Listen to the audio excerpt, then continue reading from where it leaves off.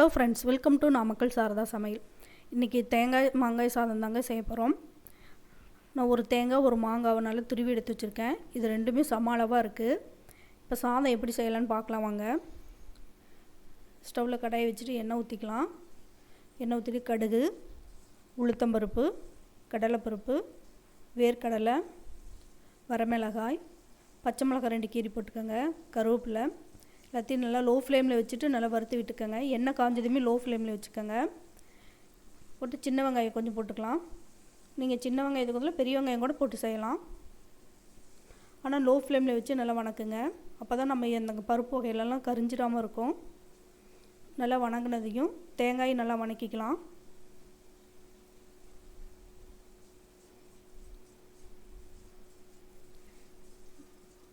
தேங்காய் ஒரு 2-3 நிமிஷம் நல்லா வணக்கிக்கலாம். அந்த தேங்காய் வாசனை நல்லா வரணும்.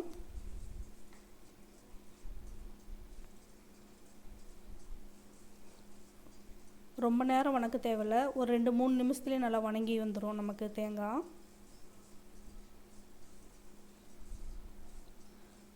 ஆனால் கண்டிப்பாக லோ ஃப்ளேமில் வச்சு தான் செய்யணும். லோ ஃப்ளேமில் வச்சு செய்யும்போது தான் நமக்கு சாப்பாடு நல்லா டேஸ்ட்டாக கிடைக்கும். இந்த தேங்காயோட வாசனை நல்லாயிருக்கும்.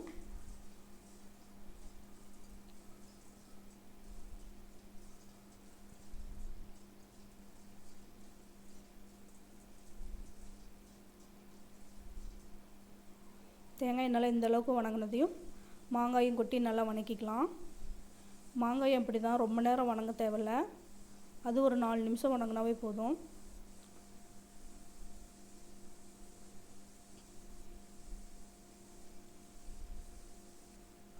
நல்லா லோ ஃப்ளேமில் வச்சு அந்த ஈரப்பதம் போகிற வரைக்கும் நல்லா வணக்கி விட்டுட்டு சாப்பாட்டுக்கு தேவையான மஞ்சத்தூள், தேவையான அளவுக்கு உப்பு போட்டுக்கலாம். உப்பு போட்டு ஒரு 2-3 நிமிஷம் நல்லா வணக்கி விட்டுக்கலாம்.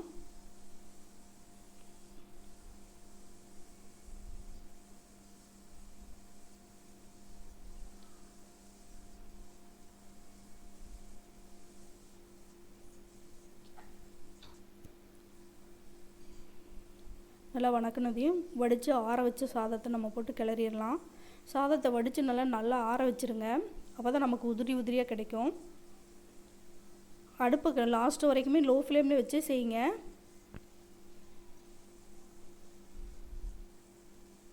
அவ்வளோதாங்க, மாங்காய் சாதம் ரொம்ப சீக்கிரமாக ரெடி பண்ணிடலாம். இது நல்ல லஞ்ச் பாக்ஸ் ரெசிபியாகவும் இருக்கும். இது பேச்சுலர்ஸ் கூட சீக்கிரமாக செஞ்சிடலாம். நல்லா டேஸ்ட்டாகவும் இருக்கும். லாஸ்ட்டாக கொத்தமல்லி தழை தூவி இறக்கிடலாம். அவ்வளோதாங்க, தேங்காய் மாங்காய் சாதம் சூப்பராக ரெடி ஆயிடுச்சு. நீங்களும் உங்கள் வீட்டில் ட்ரை பண்ணி பாருங்கள். செம்ம டேஸ்ட்டாக இருக்கும்.